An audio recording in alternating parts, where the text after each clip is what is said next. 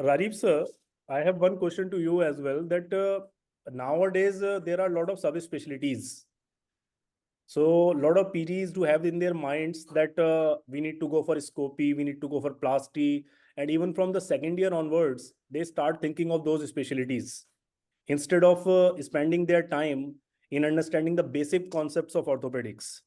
So what are your suggestions? You are a specialized arthroscopic surgeon. So what are your suggestions that what's the right time to move into the subspecialties and how they should channelize themselves during the PG as well or even after the PG?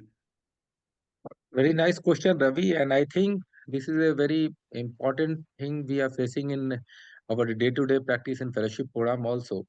So residency is not for specializing yourself. You should know everything. You should know about trauma, arthroscopy, arthroplasty, spine, everything, deformity correction.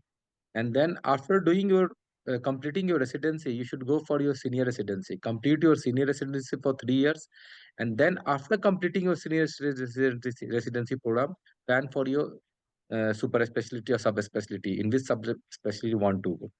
So during PG, yes, you may develop interest in that particular, suppose arthroscopy, arthroplasty, or spine, but I think that is not the right time to choose your subspecialty. So try to, and if you see the Western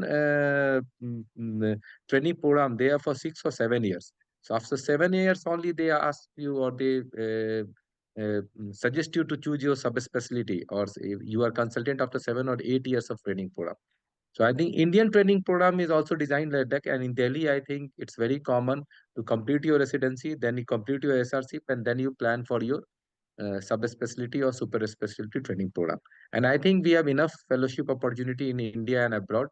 And after doing that, you can start your subspecialty practice. Thank you, sir. So definitely you have Can I given add the answer something, sir? that yeah, Yes, sir, Lalit, sir, Lalit you want Maini, to say sir. something? Yeah. Sir, you want So to I say think more than the PGs, it is the units that they are working in. So now, if you see most of the medical colleges, there is an unwritten, subspecialty work going on in different units. So this exposure of specialty work happens very early in post graduation. So in institutes where there is no rotation, and I can tell you that rotation is not a common thing which is happening in orthopedic PG training in most of the institutes. So the PG actually gets stuck with a particular subspecialty, and that's a challenge that to give them a complete exposure. And if you ask me what is the right time of start thinking about a subspecialty, it is the second year of senior residency. That is just the time you start thinking about it. Otherwise, the base has to be very broad so that you are, able to take care of the whole gamut of problems which you face even when you reach a subspecialty. Thank you, sir. So I think for the post-graduation time, you should be focusing on, understanding everything and looking at everything.